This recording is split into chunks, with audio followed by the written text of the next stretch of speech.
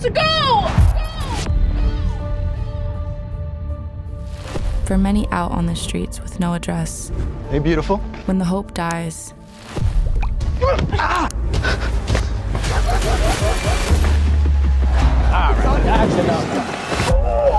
it's hard to be found.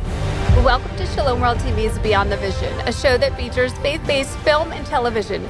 I'm your host, Joelle Maryn, and we are live on the red carpet in Los Angeles for the upcoming film, No Address. This film really is that sort of hope that we could all maybe make a difference because we're shining on something that has not been lit up before.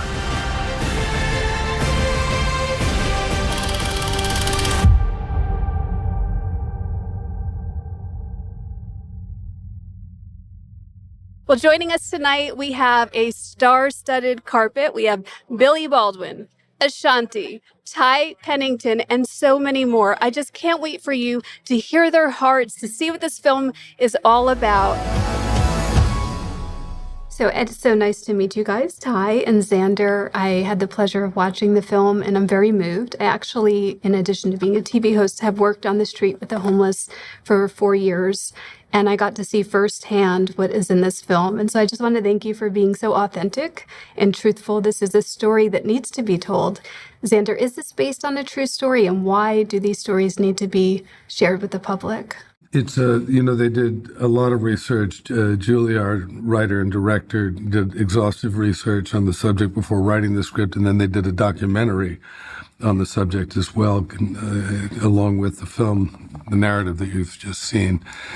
And the amount of information that we were given access to through people, because we were filming there within the encampment, which is the longest contiguous homeless encampment in the world, potentially there in Sacramento along the river, where we were filming. And we got to meet with those people, and we got to meet with a lot of the people that run these organizations and have subsequently gotten to be friends with people that have devoted their entire lives to really walking the walk. And it's been incredibly humbling and incredibly rewarding. And that to have the opportunity to play a character in a film that might actually potentially, because they're giving 50% of the net profits of all the tickets, which people buy at noaddressthemovie.com.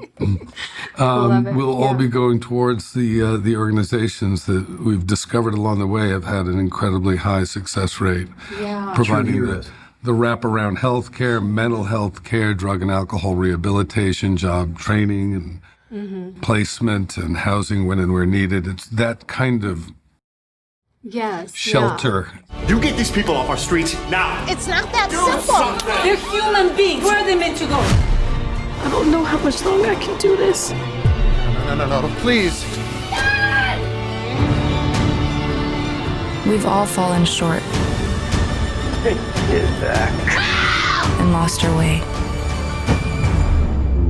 Look, I believe in second chances. Follow me. You never know in life why things work out the way they do. Never give up. I think the film shows really well the importance of Christian community, volunteerism. Mm-hmm. Ty, can you share about things that people could do to help these organizations out? Yeah, I mean, what was enlightening for all of us too is that we learned from a lot of these organizations the systems that work and also what it takes. And a lot of volunteerism is huge. Mm-hmm. And it's people that are helping other people that are behind the scenes. They dedicate their life to like helping people change their lives, turn it around, find that self-worth that they've lost.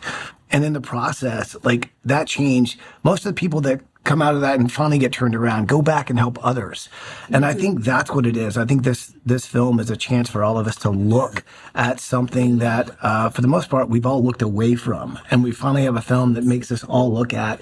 And hopefully together we can finally turn it around and make a difference. And your character too, Harris, I would say, was so likable, the father figure, protector, and I love that, the sense of community, the sense of love, the passion, like I'll do that's anything. what got him out, was helping others. For you. And so I just want to wrap up real quick. Ty, the break the no address cycle is like a tagline. What does that mean? What does that mean to you? And how can we help?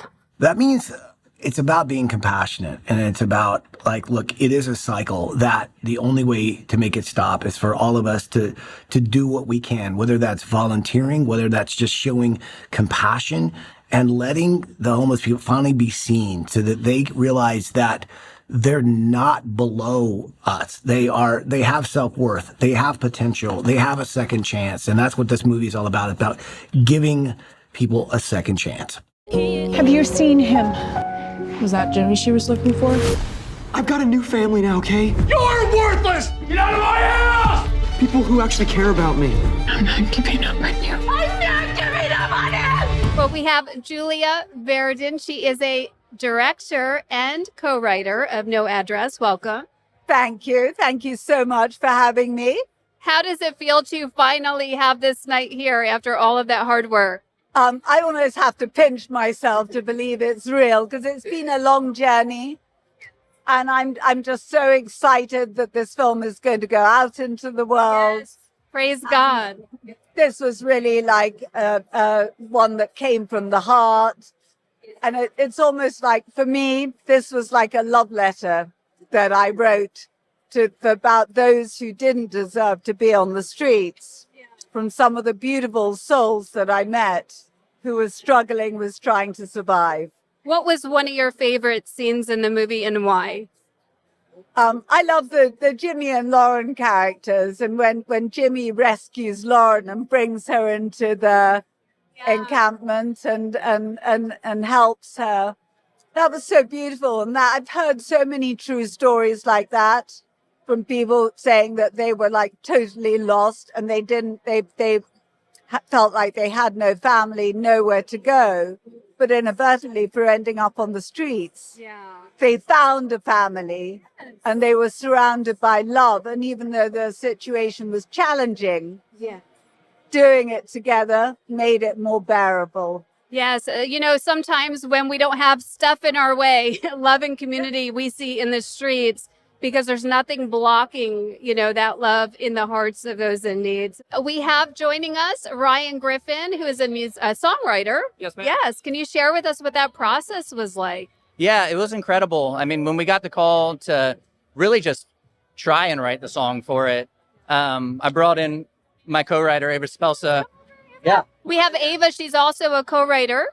Hello. Great to be here. Yeah, and so Ava has, started a nonprofit in Nashville called Hope on the Row, and so she has firsthand experience, and we brought her in and really just sat down and kind of, she taught us, she led us into what it was like to experience homelessness and what she's seen on the front lines. Can you share a little more? Sure. Yeah. I started a nonprofit 5 years ago that works with the unhoused community in Nashville. Every week we go out and serve 150 to 200 people experiencing homelessness. And I was really honored they asked me to be a part of the song. And I think we all have the shared humanity to want to help people, but there is a deeper understanding that comes from getting to know people that are in this situation and seeing the background story. And I was happy to be able to at least put some insight.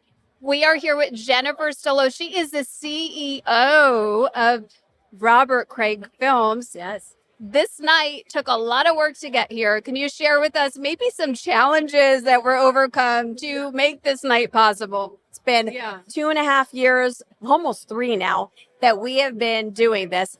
But there's been so many challenges, SAG strike, other different things that paused us. But more of the challenges of we want to make sure that this movie is authentic. And so we took the time to journey and research and understand this American crisis and really make sure that this movie shows the bleak realities of homelessness, but also the hope and redemption, right? It's all about the human side of this situation and how we help people to understand and have more compassion and empathy. And can you share with our viewers the product suite? This is just the film. There's other things that go with this. Tell us what they are. Exactly. So our journey in doing the research, we traveled across the country to 18 major states, 20 major cities to study this American crisis. And that became a documentary called Americans with No Address. So that's streaming on... documentary. Yes, documentary number 1. Yeah. Movie that we're here tonight, number 2. Number 3, novel, right? You can't have a movie without a novel, right? So we have a wonderful Ken Abraham who wrote the novel. And then Ashanti, who's in the movie and on the soundtrack. She actually did the audiobook for it as well. So that's coming out. And then we have a study guide that came out of the documentary, experts that tell us how we can have the resources to really help those in our community. And then our soundtrack. We're so proud that Red Street Record Labels are here tonight. Jada Marcus of Rascal Flatts and his team that are doing the soundtrack. You get these people off our streets now. It's not that simple. They're human beings. Where are they meant to go? I don't know how much longer I can do this. No, please. We've all fallen short Get back. and lost our way. Well, Billy and Ashanti, thank you so much for being on the show today. Billy knows where this is going because we had a little conversation a little earlier, and I want to shock our viewers and Ashanti that he was fired as an altar boy as a child. Oh, man. I was fired, but it wasn't my fault. My parents didn't get me to the church on time. But, okay. That's a song, isn't it? But Get to the church on time? here's my view. They didn't know what they were missing, and St. Mother Teresa would be very proud of y'all right now for this beautiful film, on homelessness that really shows the reality and the truth of what is happening on the streets with love and community and a lot of things that we long for in life. It exists in sometimes the most unlikely places. So I would like to ask you, Billy, how did you find out about this project? How did you get involved? And what does it mean to you? Well, it's the old-fashioned way. I was just offered it, sent the script, read it, loved it, knew Julia for years. We always talked about trying to find something to do together. And I love that Robert Craig has such a huge heart and put his money where his mouth is and said, if I'm going to make films, I want them to have significance. I want to have a social message. So he's delved into trafficking and fentanyl and now homelessness, which is sort of a film on mental health, fentanyl, and homelessness. So all of those things, and this our amazing cast. I mean, Ashanti and Beverly D'Angelo and Xander Berkeley and Ty Pennington and the whole rest of the crowd, Kristana, everybody. You guys are all incredible, yeah. And Ashanti, you're a Grammy award-winning singer, but also a very talented actress. Thank you. And this role, it's multifaceted. I'd love to hear, how did you prepare to get into character for this role? Again, this is something completely different, for me, something different than anything I've ever done. And I loved the authenticity, the fact that they went and researched and talked to real people about their lives and, kind of webbed the story together. So for me, it was just about reading and researching a little bit, Googling a little bit, and just finding that vulnerability side of myself, to come out and look homeless, you know what I mean? And be barefaced and not dolled up and glammed Look up. at you now. This is not violent in the movie. But I think just staying true to the character, and being able to be that catalyst and that mouthpiece for the people that can't speak on this platform, I think was really important. Yeah, and we are called to be a voice to the voiceless, And Billy, your character, well, he's struggling quite a bit. He's a bit of a mess, and ironically finds himself in the same position that he was once against, and almost actually homeless and loses everything. What was your favorite scene and why? Well, we had a couple of really cool scenes together, and I always loved being on the set with her because even when the camera wasn't rolling, there was almost like a method feel to what she was doing. I always felt the magnitude and the depth and the weight of what her character was carrying. Like sometimes they yell cut, and I was like cracking a joke or I was goofing off, and then I'd walk up to talk to you, and you were really staying in the moment and staying in the energy and in the flow.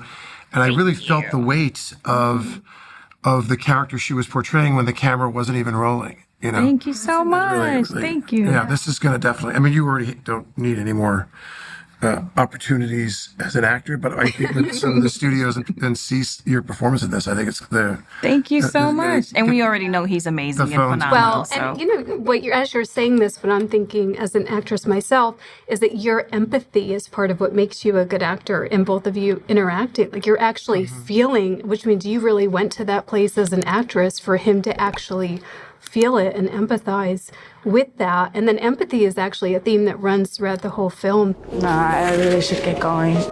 Are you sure you got somewhere to go?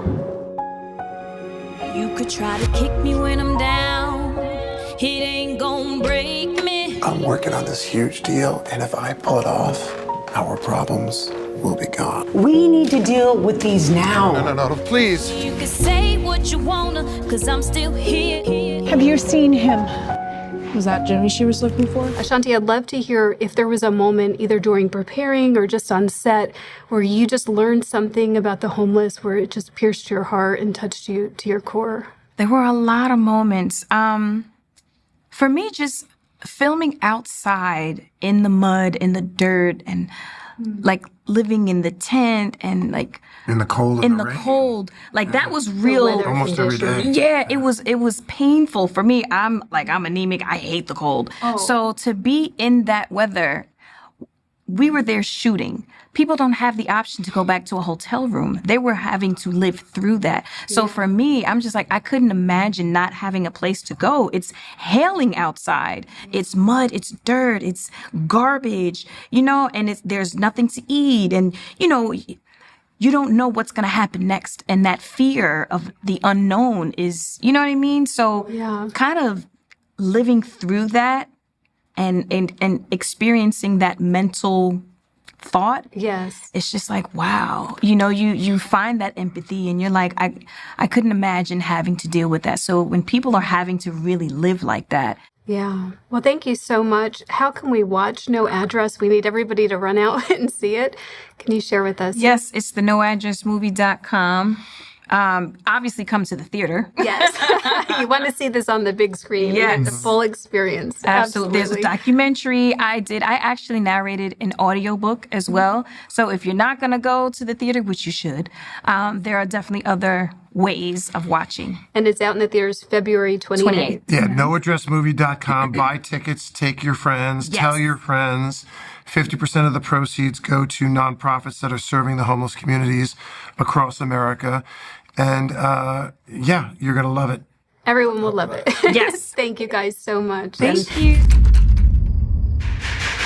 Jade! Why's my stuff out here? Come on, please, let me in! You have to! I have nowhere else to go! You get these people off our streets now. It's not that Do simple. something. They're human beings. Where are they meant to go? I don't know how much longer I can do this. No, please. We've all fallen short. Get back. And lost our way. Look, I believe in second chances. Follow me. You never know in life why things work out the way they do. Never give up.